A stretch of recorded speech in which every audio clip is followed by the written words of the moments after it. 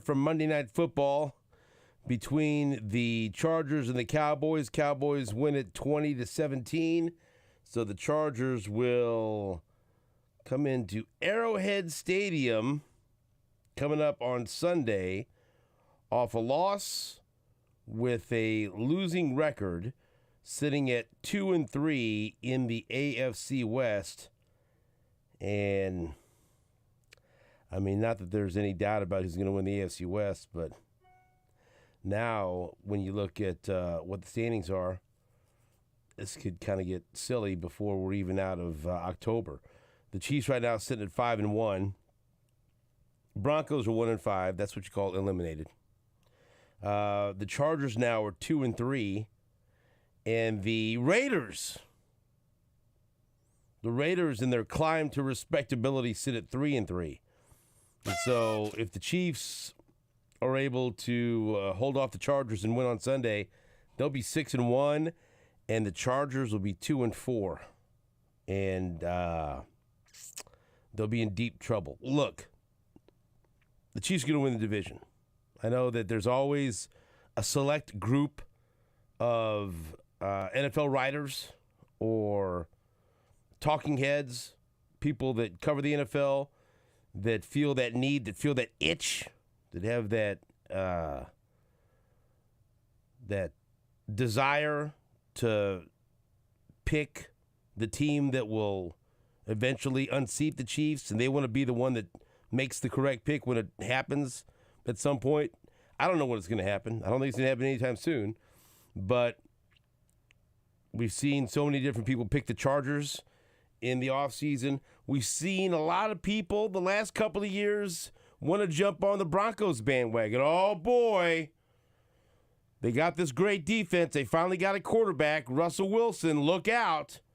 They're going to go head-to-head with the Chiefs, and they didn't. Oh, boy. Now they got a real coach. They got rid of this Hackett. Now they got a Super Bowl winning coach and Sean Payton to go along with Russell Wilson. He'll fix Russell Wilson. The defense is already really good. Look out, Kansas City. Nope. Every offseason. And look. The Raiders, are they a threat? They're 2 games back. I'm here to tell you they're not. Mathematically, it won't be over in October. But I can tell you, if the Chiefs beat the Chargers on Sunday, it's over. Even if they don't, I still think it's over. But this thing's going to get out of hand quick. It's going to end up one of those deals where the Chiefs win the division by, 3 or 4 games, and then we start to hear people around the NFL and NFL Network and ESPN, the Chiefs are just lucky to be in the AFC West, and they can fatten up on an easy AFC West schedule. Mark them down for 5 or 6 wins every year. Even though these are the same people that rush to anoint the Denver Broncos or the LA Chargers. I think people backed off of the Raiders. I think they backed off of Las Vegas. But surprisingly, they're the ones that are 3-3. Although, stop me if you've heard this before, Jimmy Garoppolo's hurt. So, who would have possibly guessed that could happen? But again, last night, it was a defensive struggle. People were looking for a shootout. That's not what you got. You got, it was exciting. It was an exciting game down to the wire. You got, once again, the Chargers with an opportunity to win a football game with the ball in their hands to end the game. And then the ball ended up in a defender's hands because Herbert threw an interception. And the offense collapsed with the weight of the game on its shoulders. And look, I said all this, and I don't expect the game to be easy for the Chiefs because, number one, that's what the NFL is this year.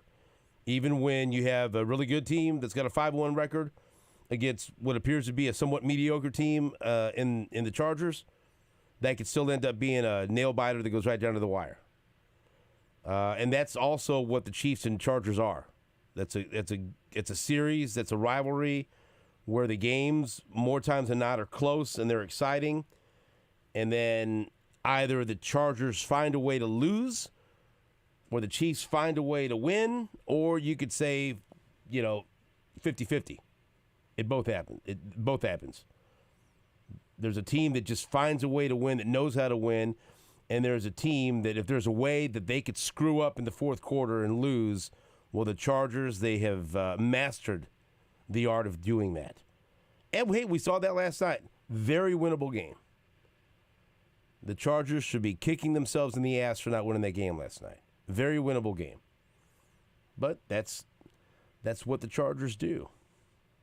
And so every possibility that the Chiefs take care of business against the Chargers, go to Denver and handle the Broncos, and then get ready for what will be a showdown of showdowns at 8:30 in the freaking morning in Germany against the Dolphins, just like we all planned it, just like we all hoped for. And as far as the Dolphins, and I'm looking ahead. I'm looking ahead. Yep, you caught me. Oops. Because I cannot wait to see the Chiefs and the Dolphins on the field together, and I cannot wait to see Tyreek Hill on the field against the Chiefs. That everything about that matchup is spectacular. All of it. I can't wait to see their coach trying to vape up a game plan against Andy Reid. All everything that damn game has to offer. Now, the Dolphins have a little bit. Hey, the Chargers is a tough game for the Chiefs, but the Dolphins first they have to take care of business. They go to the Eagles, which that should be a fun game to watch. Count me in on that one. Count me in on that one this weekend. And then they host the Patriots, which should be, I know the Patriots played them tough the first time around and gave them all they wanted. I don't expect that to happen again. I expect the Dolphins to put it on them. But those are the two games that the Dolphins have before they get ready for the Chiefs in Germany. And so, look, I just caught myself looking ahead, try not to, just try to enjoy the season week by week and everything that it holds for us. And it should be a really fun game like all the Chiefs and Chargers games are on Sunday out at Arrowhead. Remember, a 3:25 kickoff for Chiefs and Chargers because the Chiefs don't play on noon anymore, at noon anymore. There's no noon games for the Chiefs. That doesn't happen. No noon. The next noon game that you can watch for your Kansas City Chiefs is on Christmas Day against the Raiders out at Arrowhead. I was having this conversation with somebody yesterday because I was talking with Big Tom because I went to have lunch because both my boys were working and I want them to serve me. And so that's what I got yesterday. And so we were sitting talking about maybe going to a game together, and we were speculating what kind of crowd do you think that's going to draw? A noon Christmas Day game. Because, number one, obviously I think a lot of people will be busy doing other things on Christmas. But also, like if you're a football family and you want to do something fun and unique on a Christmas Day, maybe maybe that could be a fun family present. Get up, like, oh, look at this. Santa left some tickets and a parking pass to go see the Chiefs beat the Raiders. Let's go. That might be really cool. And I think maybe that's something that the St. John family does. I don't know. What do you think? You think it'll be? Well, I think this is dangerous, but I believe my nephews are not awake right now because they're high school and college kids. I think my sister's thinking about that for exactly what you just said. She called me actually and said, "What do you think of that idea?" And because her boys have never been to a Chiefs regular season game. Oh, really? Yeah. They're big fans. We watch games all the time. They like the Chiefs? Or? Oh, yeah, big time. Love the Chiefs. Watch the games, but they just haven't been. And so she called me up and said, I was thinking about this as a Christmas present. I think it's kind of a fun great idea. It's a fantastic idea. You'll remember it forever. Get your stocking stuffed out in the parking lot before the game? I don't know. It's not what I intended to say. I don't know why I said that. Gather around the Yule log. It seems when I presented it, I was expecting either to get yelled at or Sue would be totally on board. She was like, "Hey, that might be fun. That would be, Yeah. Kelsey will be there, won't he?" Like, yeah. Yes, he'll be there. He probably will. He's not taking Christmas off. He doesn't put in for vacation. I'm taking these next 2 games off. I'll be back for the playoffs, but who knows? Maybe things will be all wrapped up. Because there's 2 opportunities when you look at the schedule to kind of have a fun holiday out at Arrowhead. Christmas Day at noon, which I would expect to be a little bit more, and maybe I'll be proven wrong, maybe a little more family-oriented, maybe a little more ho-ho-ho and holiday cheer, or you could opt for the 3:25 New Year's Eve game against the Bengals, where that could be the drunkest game you've ever been to in your life. Which is saying something, right? No, seriously. 3, not even a new game. 3:25 on New Year's Eve. That means plenty of time to get oiled up before the game, and plenty of time and to keep, you're going right into whatever the next level into is. The festivities. And it's the Bengals. The hated Cincinnati Bengals. Ooh, so boy. I don't know. Sure wish I was looking to figure out if I could go to the Dolphins game, but you want to go to Germany? No. Honestly, I don't. And maybe that makes me a damn fool. I don't want to. I would like to go to Germany, not under these circumstances. You know where I'd like to go to see that game? Arrowhead. Arrowhead Stadium. That's where I'd like to go. So many other great options. Okay. I'd like to go to Arrowhead to watch that game. Gosh, and then Philly the next week. Yeah. Oh. That's a Monday night game. Oh, trust me, dude. The schedule is delish. But it's so fun to be a Chiefs fan. Sure it is. Absolutely. So, Marco, which game are you most likely, if you were going to be attending as a fan, then we have to work, would you go to the Christmas Day game against the Raiders or the New Year's Eve game against the Bengals? Christmas Day game. Yeah. Dress as Santa Claus and go out there and have fun? Dress as...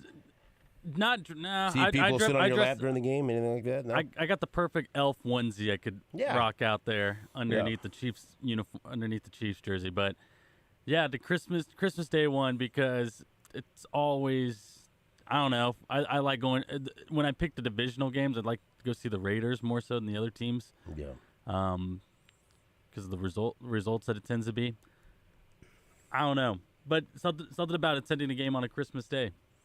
That does seem. I don't know. That seems fun. I want to walk around that parking lot on Christmas Day. That seems exciting to me. Maybe I end up doing that. Oh, Christmas football, fantastic. Bottom line is the Chargers lost again. So, who would have thought? And they chargered at the same time. Yeah, that's the way they do it. Tell you what, they were kind of gifted the opportunity to tie that game up. Couldn't take advantage of it. Nope.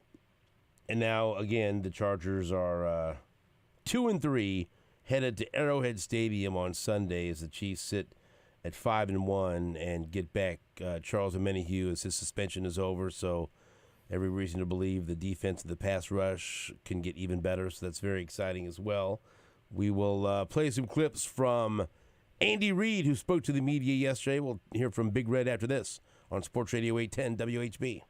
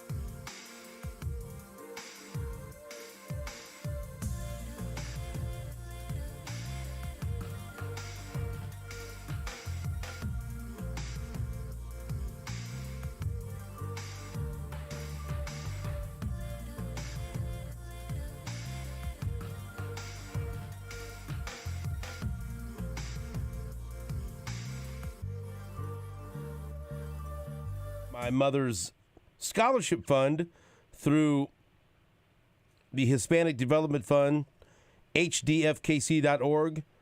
I was a scholarship winner when I was a youngster. And Phil St. John has also won a scholarship because he actually studies and gets good grades. I just wrote a beautiful essay. I'll bet you're a heck of a writer. Oh, boy, am I. But we raised money. I established a scholarship in my mother's honor and memory, and also the memory of our friend Jay Gutierrez, his mom. So the Julie Ontiveros St. John Deborah Douglas Gutierrez Memorial Scholarship. Every year we've been able to help 4 or 5 students, and we try to pick students that have some type of tie to our mothers or remind us of our mothers, whether they go to Wyandotte High School like my mom did, or they grew up in Armadale, or live in Northeast, or or devoted to community service, different things like that. Deserving kids that maybe wouldn't have a chance to go and further their education without the opportunity through HDF. It helped me, and I want to help more kids in memory of my mother and Jake's mom. And this week was the anniversary of my mother's passing this past Sunday. And if you'd like to know more about my mom, I did a podcast about my mom, Hot Mic with SSJ, and kind of told some backstory about why she was so special to me and a little bit about her life. And it got the approval of Richie, my son, who was her, I mean, he was 9 years old when she passed away, and Phil was 3, but she took care of them and was with them every day. So she was like a third parent to them.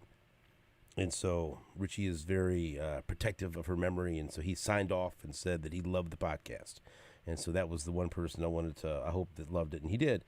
And so if you want to listen to it, you can download the podcast wherever you listen to your favorite podcast, or like and subscribe on YouTube.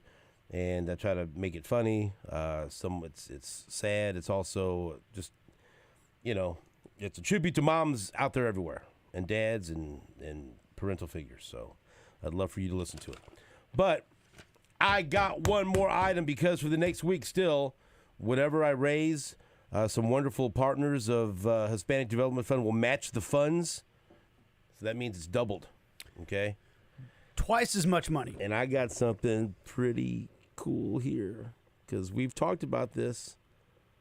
What receiver looks like he's going to be a star for the Chiefs the way he's been playing his rookie year? Rashee Rice. An autographed mini helmet signed by Rashee Rice. Let me tell you something, people. You better get on the bandwagon now. He had 4 catches for 72 yards against the Broncos. We talked about this. Even just on the pace that he's on right now, it would be the 3rd best season as far as yards for a rookie wide receiver under Andy Reid, whether it's with the Eagles or the Chiefs. And you can just see it. You see it. Yep. You're no dummy. You see it. And I might be a dummy, but I can still see it. You see it starting to scratch the surface. Mm-hmm. He has a nose for the end zone, sniffing around the end zone. What if someone in your life got this for you for Christmas? Wouldn't you love this? Oh, that's a hell of a present. Rashee Rice, mini helmet, autographed Chiefs helmet mini helmet signed by Rashee Rice. What if you got this for the Chiefs fan in your life? Wouldn't you be making somebody happy? What if you got this for yourself? All right? And all the money goes to my mother's scholarship fund, hdfkc.org, if you want to read more about it. Hispanic Development Fund, and it's awesome organization. But more importantly, this is an awesome item right here. And there can't be very many of them because he's a rookie. He hasn't been around that long to sign He had a these chance things. to sign many autographs, and those are going to be harder and harder to get. And again, thank you to our wonderful friends at ADA Fundraising who provided me with these items. But this is the final chance for me to raise money in memory of my mother for her scholarship fund. A Rashee Rice autograph helmet. You can make bids. Marissa came in here specifically today just to take bids. That's it. She goes, I want to take bids today. I go, well, I got something.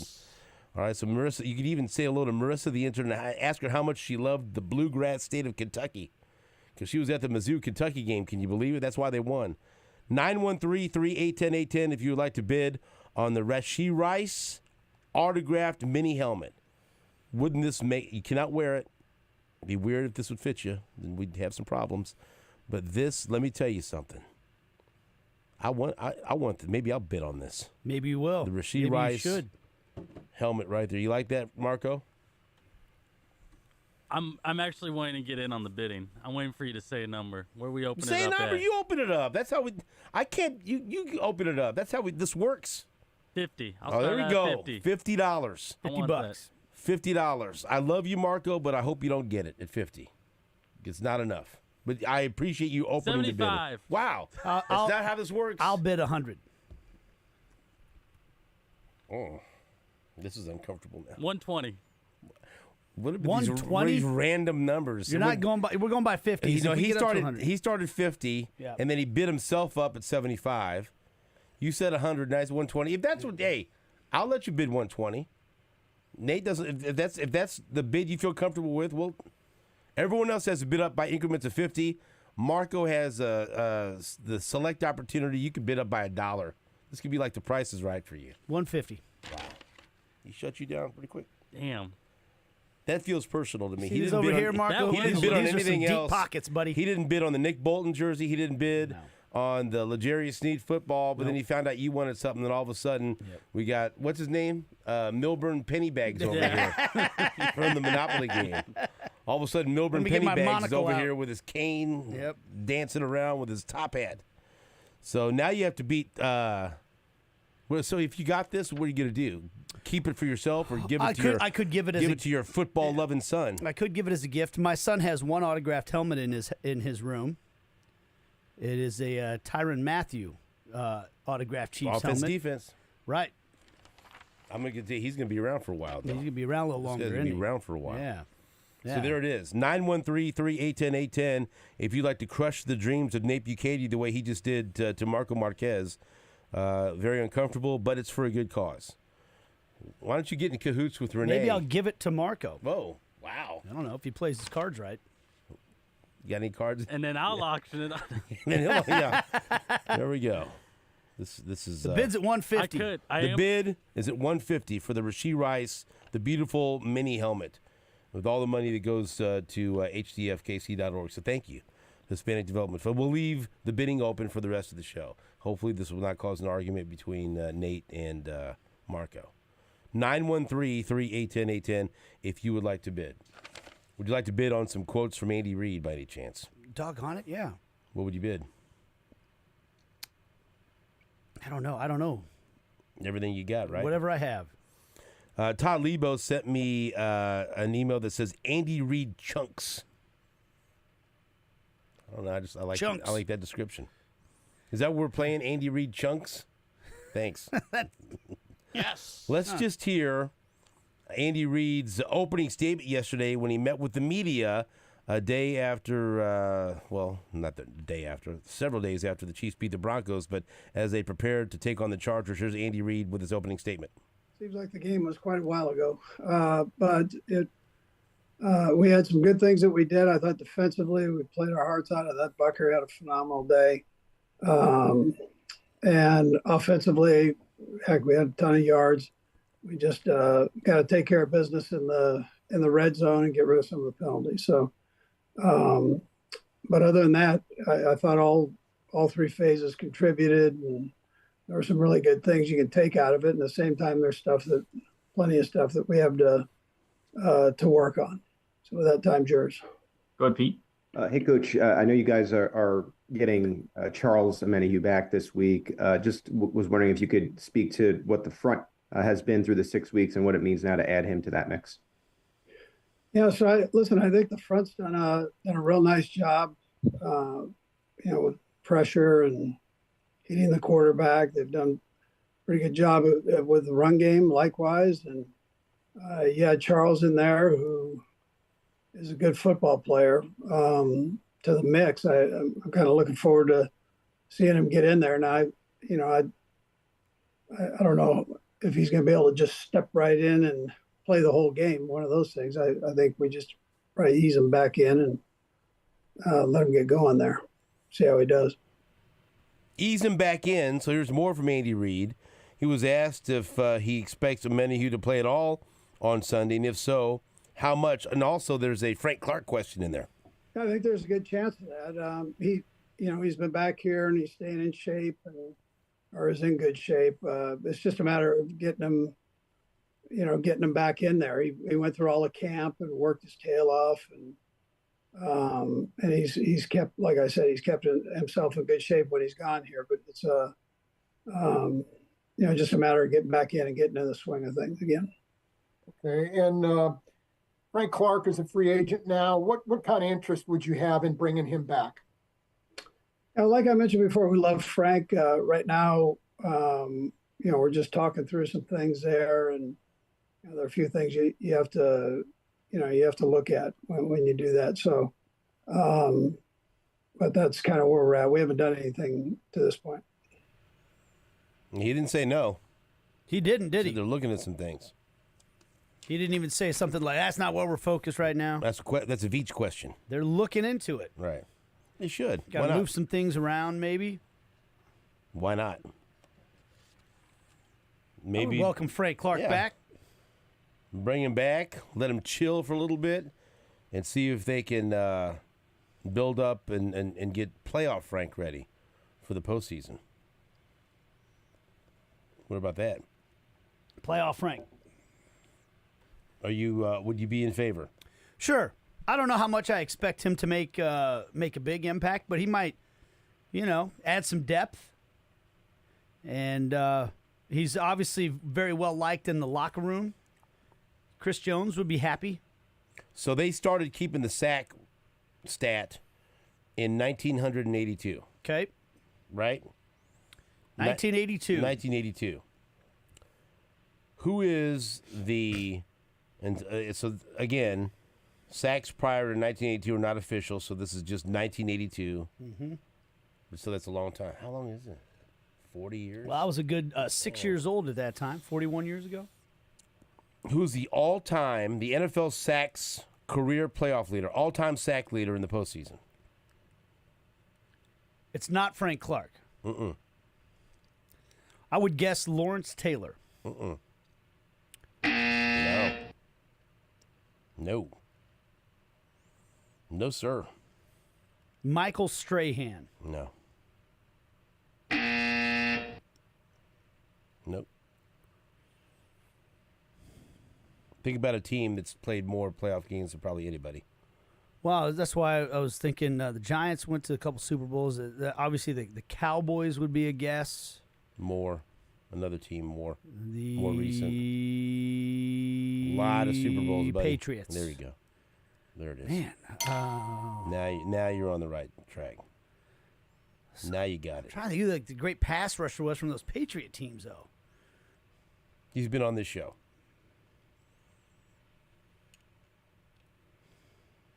You give up? Yeah. I feel Tap out? I feel shame. Willie McGinnis. Willie McGinnis. With 16. Wow. Between the years 1994 and 2008. Number 2, Buffalo Bills. Hall of Famer. Bruce Smith. There you go. 14.5. Number 3. And I haven't said this person's name yet. Mm-mm. And it's Number not 3. Frank Clark. It is Frank Clark, number Frank 3. Clark. Wow. Frank Clark with 13.5. And so he is 2.5 sacks away from the NFL. So if he gets 3 sacks, he has the NFL. He becomes the NFL's all-time sacks leader in the postseason. We've talked crazy, about this man. in the past. Is that stunning to you? Stunning. I think Frank Clark is a good player, but I wouldn't Playoff Frank. Playoff Frank. The only other active players that are anywhere close on the list, Von Miller, because I would have guessed Von Miller up there somewhere. Yep. He has 10.5, so he could make some noise. He had a big postseason. Nick Bosa, now that's the dude that'll probably end up topping this thing. He's got 8, and then Jerry Hughes has 7. So Eric Armstead has 7. Aaron Donald has 6. Yeah, the interior defensive lineman, that's tough. Right.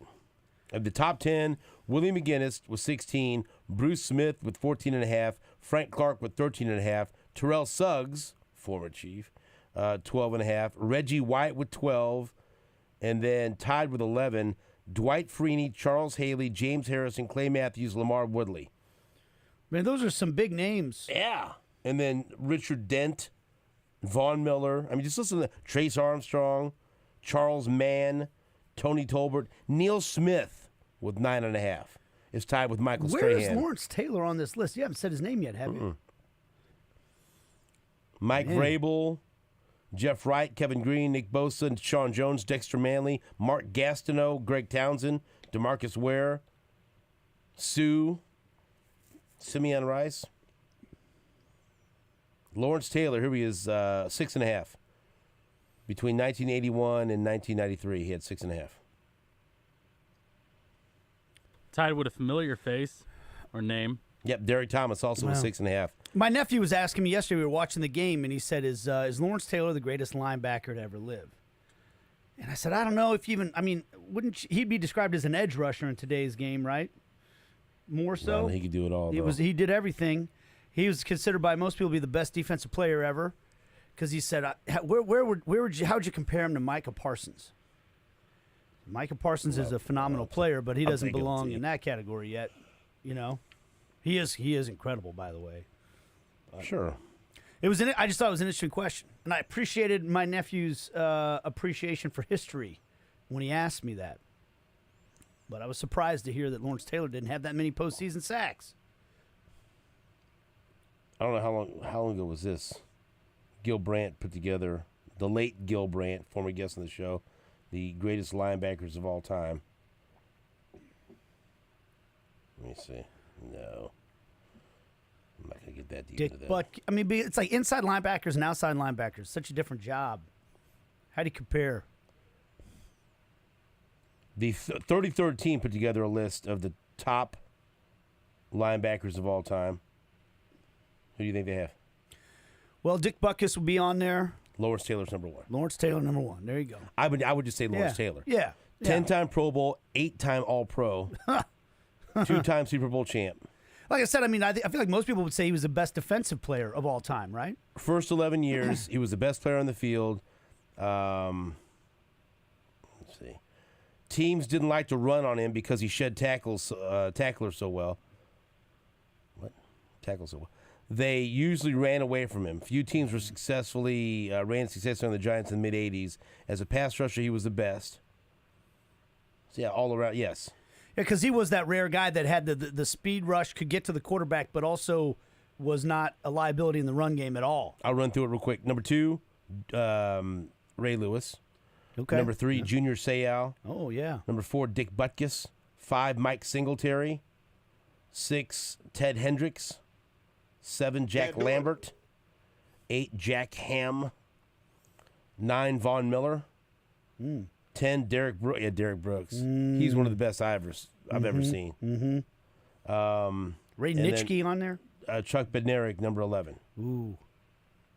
So it's a good list. The correct answer is Lawrence Taylor. Lawrence Taylor. I believe. Yeah. Props to my nephew for recognizing that. Now make him watch the YouTube video. Well, I'm going to make my son and my nephew watch the NFL Crunch Course video. I'm sure I can find that online somewhere. We will take a break back after this on WHB.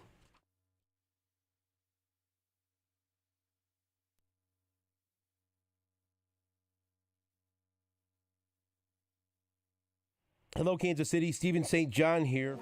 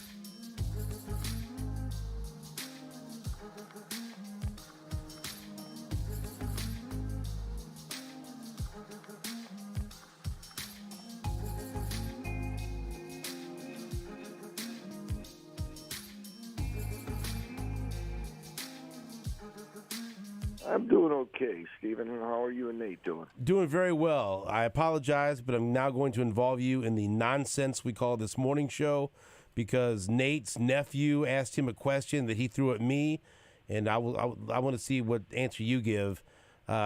Nate's nephew asked him who the greatest linebacker in football history is, and so my answer was Lawrence Taylor. What would you say?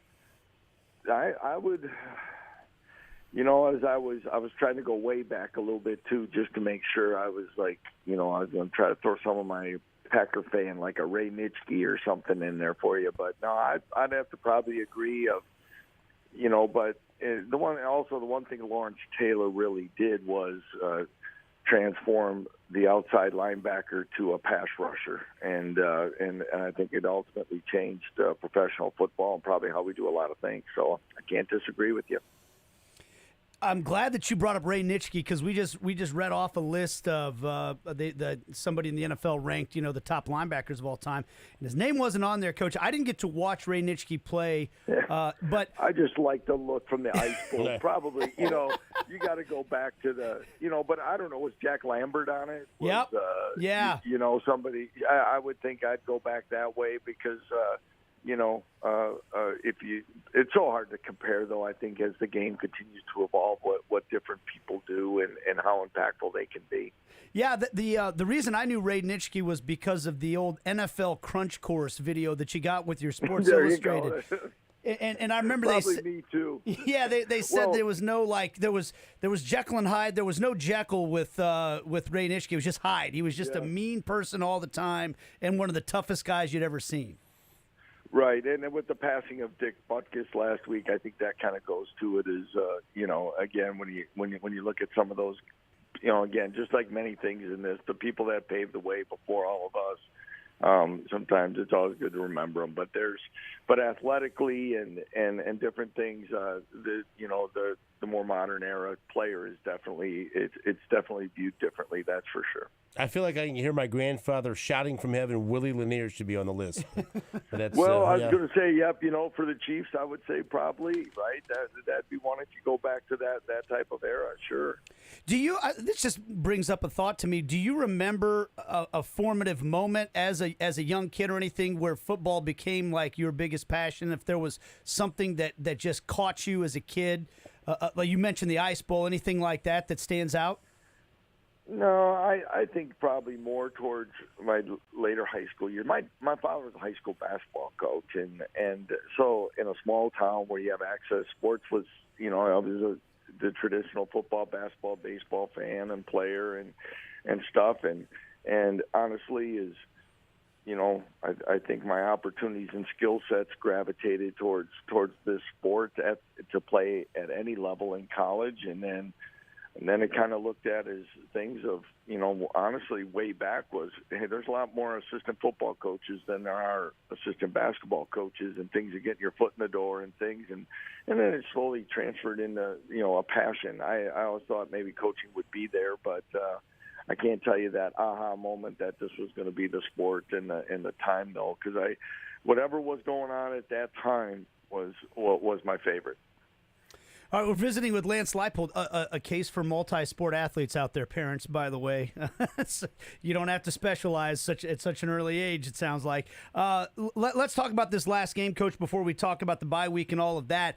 I guess first things first, I know there were a couple of calls that got made at the end of the game. It seems like there's that old thing where you can tell the league you had a problem with this call and that call, and they come back to you and say, yeah, sorry, we messed that one up. Have you heard anything back from the league yet on that? Yeah, nothing officially. I think we're going to get two opportunities that were close calls, and they're going to support the calls, and as much. And again, either way, we're not going to change it. So we got to turn the page and move. Disappointing because at those time other calls or no calls, but we had opportunities and. Oklahoma State was a better football team on Saturday. I think they played downhill in a better fashion than we did, and jumped on us early and some things. I think we responded very well. We had the opportunities, but some uncharacteristic miscues in some spots, and some other things that we've got to be better at, and especially when you go on the road in this conference, and an opportunity for wins slipped away. So the decision to go for it on fourth down, to me, like debating with my buddies, and to me, it's like if you get it, everybody thinks you made a great call. If you don't get it, then people question whether or not you go for it. Yeah. How did you feel when you go back and re-dissect it? What are your thoughts on all of that? Yeah, if I sit there and I made the decision, it's on me. It's obviously it turns out to be the wrong decision. There are factors that went into it. As one is that we weren't slowing them down on a regular basis. So to be aggressive, I think we've had the mindset of being confidently aggressive throughout this, and I want to stay that way. It's easy. It'd be very easy for myself to say, okay, try to pin them down there and go, and that seems to be the right one. But in the moment, and it's where we are, and I've got to stand with that decision. And I feel that at that moment of what we were doing, it was the right one. Lance Leipold's our guest. As Nate mentioned, now it's the bye week. And I saw where you pointed out that it's been 11 straight weeks of work since you guys began preseason camp. And I know that defensive ends are banged up. And you said that you could use this time to get fresher, not just healthier, based on an injury or two. And so maybe take us through how you plan to accomplish that and get yourself ready for what could be a very good stretch run. Well, and guys, and obviously we know what everybody signs up for in this profession and things, but our coaches hadn't had a day off. We gave them Sunday off, and we plan that we can win some more football games and become bowl eligible and do those things. And honestly, Sunday would probably be their last day off, probably till past Christmas if things go correctly. And so everybody needs a chance just to kind of reset for even just a moment. So the players had Sunday off, yesterday off. We are on a fall break here, so we're going to bring them in a little bit later than we normally do. But we will have meetings and practice today. We'll practice tomorrow, and on Thursday we'll have coaches, myself and Jim Zabrowski, our quarterbacks coach, were out recruiting yesterday afternoon in the state. And others will leave Wednesday and recruit Thursday and Friday. We will have a skeleton staff, so to speak, to practice on Thursday. Myself and others will be heading out after that for Thursday. Some coaches will be out on Friday and Saturday even. So it's all kind of spread out that way. Our players will just have weight room on Friday and off Saturday, and we're going to practice Sunday evening and start getting ready for the Sooners. So do you get to go to a high school football game Friday night then? I'll actually be going to my own son's game back here, but I will be going to a game on Thursday night. Yes. How often do you get to watch your son play? Is it I mean, I guess on when you have home games, you're able to watch him play. What I've seen this year, 3, I think. Because we played those Friday night. Well, he played Thursday, Friday. Yeah, 3 games, I think. I think this will be the 4th I get to see in person. And 2 of them, where we stay on Friday nights, he fortunately was within 10 minutes of playing there. So I've had a chance to catch. I catch about 3 quarters, and then I have to get back to the team for our team meetings and stuff. But, yeah, it's worked out. So I'll get to see a couple high school games, and including his.